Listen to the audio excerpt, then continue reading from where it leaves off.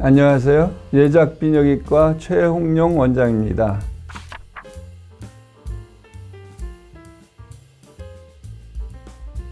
영국 찰스 3세의 고강도 이 질환으로 치료를 받는다는데 이 질환이 무엇일까? 바로 전립선 비대증입니다. 전립선이라는 거는 방광의 입구를 지키는 기관이다. 그래서 전립선이거든요. 그 사이로 이제 지나가는 요도를 전립선 요도라고 합니다. 전립선 요도를 누르기 때문에 소변 배출이 어려워지면서 잔뇨감, 빈뇨, 야간뇨 등이 생기면서 일상생활에 지장을 주게 되지요. 우리나라의 경우 50세 이상에서는 절반 이상이 비대증을 겪고 있고 노년 삶의 질에 큰 영향을 미칩니다. 그러나 그 전립선이 크다 그래서 그 증상이 다 비례해서 나타나는 건 아니에요. 그렇기 때문에 빨리 진단해서 어떻게 치료하는 게 효과적인지 알아보는 시간이 되겠습니다.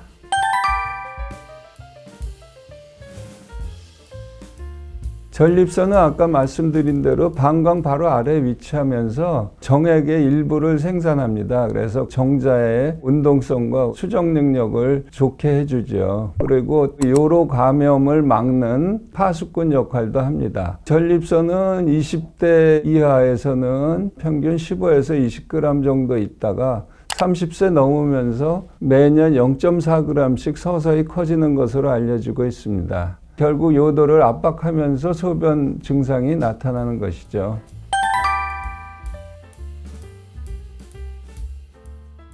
노화 증상이기 때문에 나이가 많아지면은 많이 생기는 거예요. 그래서 건강보험심사평가원 자료를 보면은 10년간 34%의 환자가 늘은 것으로 되어 있습니다. 이는 서구화된 식습관이나 음주, 스트레스 등의 생활습관이 원인으로 꼽히고요. 계속 늘어나는 질환이기 때문에 정기적인 검진이나 증상이 있으면 빨리 병원에 와서 치료를 하는 것이 필요하겠습니다.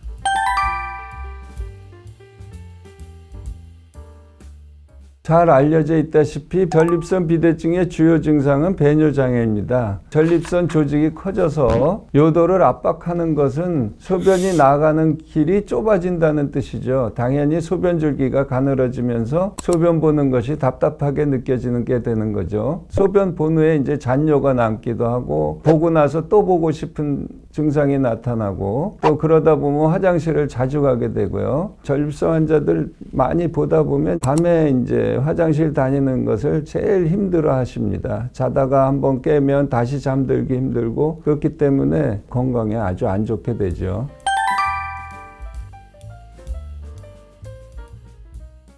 전립선 비대증은 치료가 반드시 필요합니다. 중잔년층 남성의 경우 초기에는 증상이 경미할 수도 있지만 오랜 기간 방치하면 전립선이 점점 커져서 소변을 아예 못 보는 급성 요폐가 발생하거든요. 요로 감염, 방광 내 결석, 신장 기능 손상, 혈뇨 이런 다양한 합병증이 발생할 수 있어요. 전립선 비대증이 응급실로 제일 많이 오는 게 이제 급성 요폐로 오게 되는데 70%는 전립선 비대증에 의해서 이런 증상이 나타나고요. 혈뇨로다가 응급실로 오시는 분도 가끔 있어요. 그리고 우연하게 이제 방광결석이 생겼는데 조사해 보다 보니까 전립선 비대증이 같이 있었다. 그런 경우는 수술할 때 이제 동시에 수술하기도 하죠.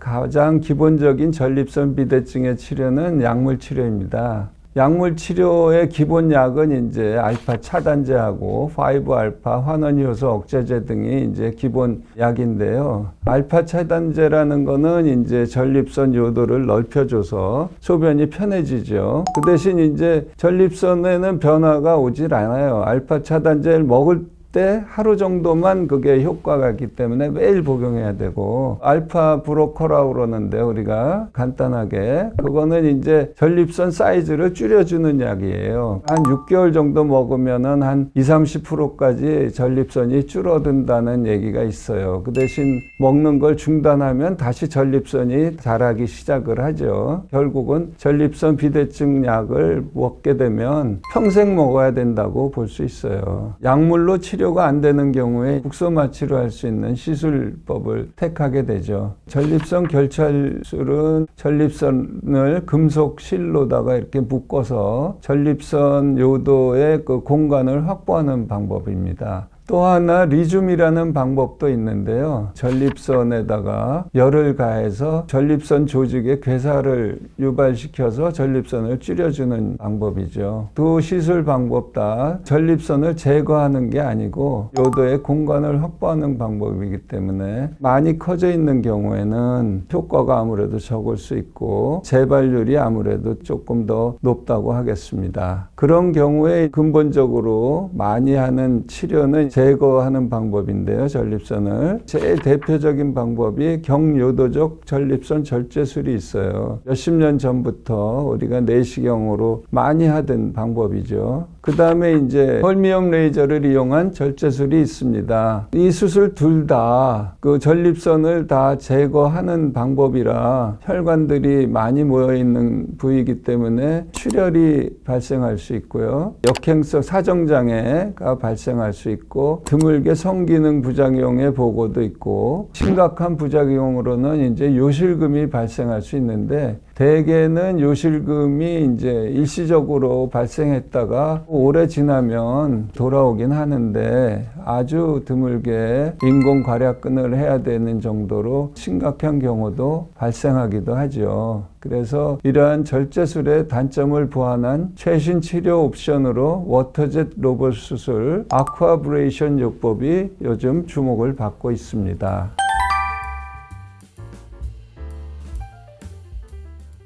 아쿠아브레이션의 가장 큰 장점은 합병증 발생이 적다는 것이고 성기능 장애의 위험이 낮다는 것입니다. 로봇이 전립선 절제 부위를 정확히 재단함으로써 환자의 전립선 모양 크기에 맞춤 설계가 가능합니다. 수술의 성공률이 높고 부작용이 적다는 점에서 많은 환자분들이 안심하실 수 있는 수술법이죠. 하반신 마취로 가능하고 출혈이 크지 않기 때문에 만성 질환자나 고령층도 수술을 받을 수 있습니다. 그리고 또 하나 가장 중요한 점은 요실금의 발생률이 굉장히 낮다는 것이죠. 이 수술 방법 자체가 요도 괄약근을 손상을 피하는 쪽으로 개발이 됐기 때문에 굉장한 장점이 될 수 있습니다. 아쿠아브레이션으로 하는 시술 시간은 자르는 시간이 2분이면 한 번 왔다 갔다 하고 2번 내지 3번 왔다 갔다 하니까 다 해도 10분이 안 걸리죠. 막상. 그렇지만 마취하고 깨고 잘라낸 조직에서 출혈이 조금씩 있거든요. 전기 소작기를 이용해서 출혈을 컨트롤하게 되는데 그런 시간까지 다 합치면 거의 한 40분 정도는 걸린다고 볼 수 있죠. 그렇지만 이제 환자의 상태에 따라 수술 계획이 달라질 수 있으므로 꼭 전문의와 상담을 통해서 나에게 맞는 수술 방법을 선택하시기 바랍니다.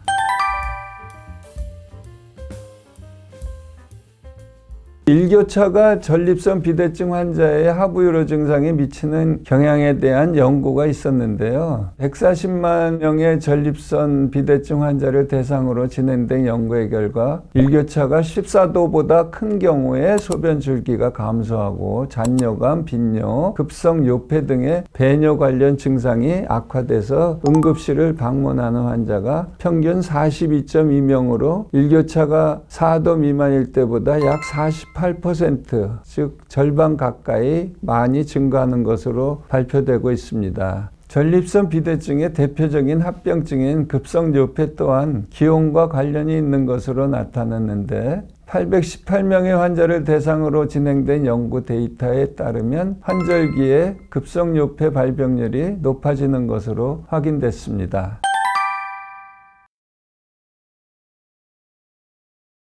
소변의 세기하고 정력이 비례한다고 생각하는 분들이 있는데 소변의 세기는 소변의 배출 속도와 소변량의 이제 요소로 평가를 하는데요. 평균 1초에 20cc 이상 나오면은 정상으로 생각합니다. 근데 이런 요속은 요도의 굵기와 방광의 압력에 의해서 결정되는 것이지 정력하고는 전혀 관계가 없죠. 대개 이제 나이 드시면 전립선 비대증에 의해서 소변 줄기가 가늘어지면서 발기, 부전이 동시에 발생하기 때문에 이런 생각이 나오는 것 같습니다.